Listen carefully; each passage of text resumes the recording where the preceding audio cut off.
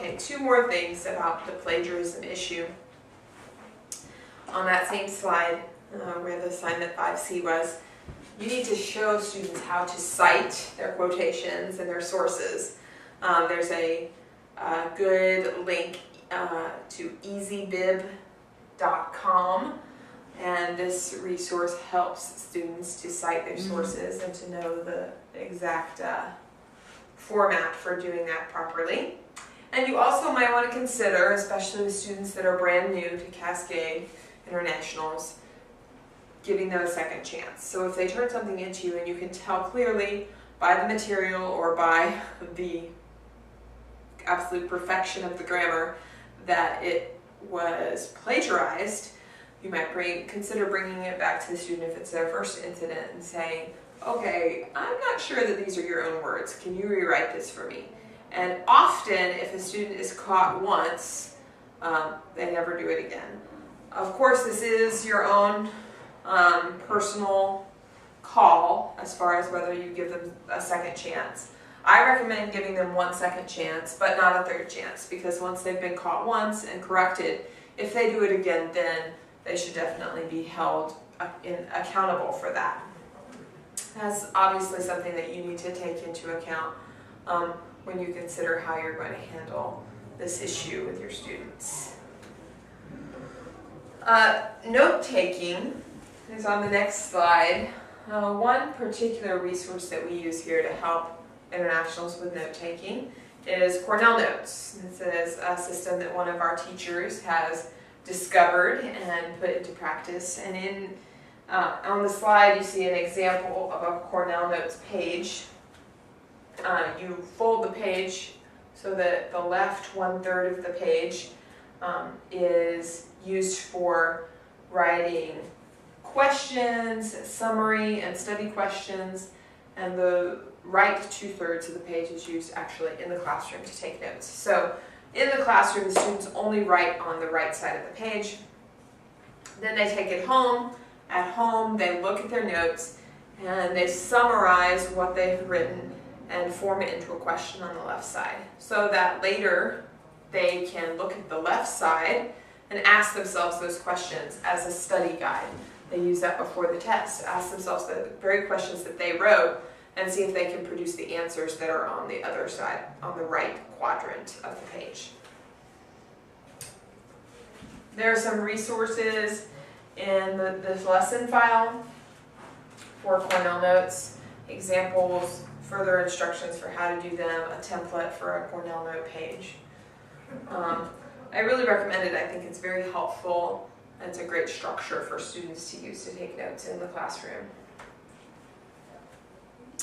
Facilitating group work. So we talked about the potential roadblocks to group work. Ways that you help get past those. First of all, have a really good attitude about it. Realistically, in today's world, your students are going to have to work with people of different cultures when they get out into the workforce, and the better they can do that, the better they're going to do, and the more that they're going to excel. So this is really a competency. This intercultural competency is really a useful competency in the work world. So be positive about that. Bring that up. Highlight that for your students. Assign groups. Don't just let students pick their own groups, because usually they will self-segregate. But assign groups in which you spread the internationals out and put them amongst your Americans. Intentionally mix the cultures in your groups. And openly discuss at the beginning of the year when you're forming these groups. Talk about the potential challenges that they might face because their cultures work differently. Especially the challenges between direct communicators and indirect communicators, and people who like to make decisions individualistically and people who like to make decisions collectively and by consensus. Bring that up in a conversation with the whole class so that they're aware that those issues exist before they get smacked in the face. Job descriptions. You might actually go so far as to give specific job descriptions to each member of the group. Someone is the secretary, someone is the facilitator, someone is the reporter, someone is the researcher. This could help a lot with the whole role question if you actually kind of guide them in that process. Actively circulate and be there. So when issues come up, you can be there to observe and to offer input and to ask the right questions to help the group keep going, get back on track. And allow some time before you start to grade them really strongly. So forming an intercultural group in your class and then having them in the first week do an assignment together that is 25% of their semester grade is probably not a good idea. That's a lot of stress and a lot of very high expectations for an intercultural group to perform really highly very quickly. So it might be good to give them a few assignments that either are not graded or are graded and don't count very much towards their final grade before you give them a bigger project that counts more. This is giving them a chance to get used to each other and a chance to learn how to work together. All right, finally, assessment. Assessment is another issue that international students will face, and it can be confusing. Often, international students feel like they don't have enough explanation of an assignment and how to succeed at it. So, assessment, the ways we can help them is to be sure to communicate standards to students in advance and don't take anything for granted. Nothing is unspoken with international students. So for example, rubrics. They're in the first assessment slide. There's an example of a rubric. It tells exactly what all the different expectations of the assignment are and how many points are allotted to each. So students know what is most important, what to focus on. The next slide, this second example of a rubric actually adds other tips and gives specific unspoken expectations. So, if you look at under the topic, example 2, mini presentation to practice grammar, under topic, an important person from my culture. This person could be from the past or present. He or she needs to be a well-known person. You're allowed to use notes, but you may not read. So those are all important things for the student to know up front before they even start to plan their presentation. And this is something that the teacher gives them when they assign the presentation. They don't just say, speak for a little while about an important person from your culture. They have all of these very specific requirements and specific standards and benchmarks.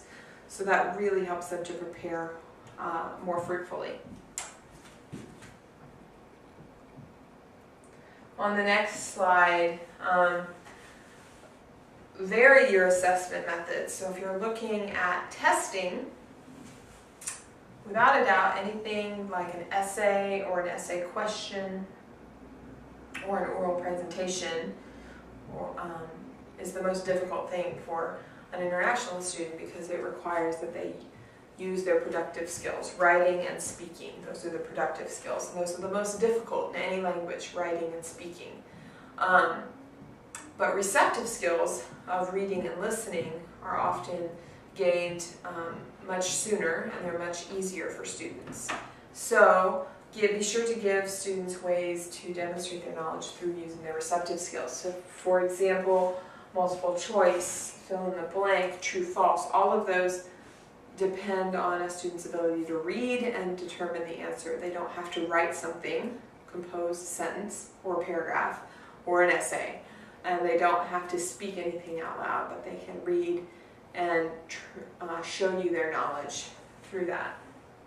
Finally, peer evaluation is also really useful as you're assessing students and their skills. There's an example of a rubric here. It's very simple. This is the kind of thing I would use in a classroom, and I have used.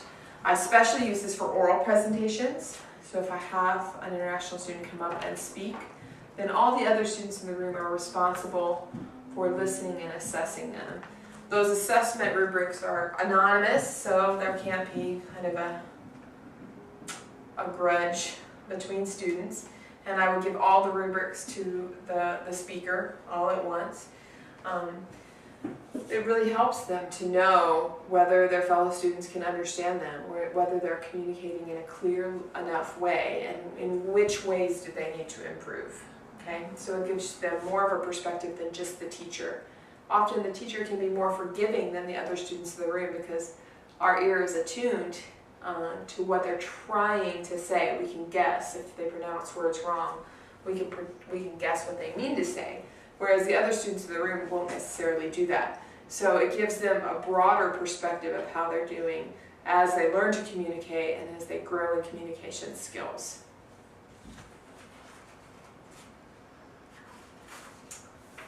So that's it. I hope that all of these strategies are really helpful to you.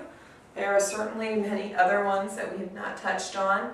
I recommend some of these resources that you've used in the course so far. Also, especially the Culturegram website that Cascade has a subscription to. There are so many resources at your disposal to allow you to help your international students succeed and flourish while they're here at Cascade.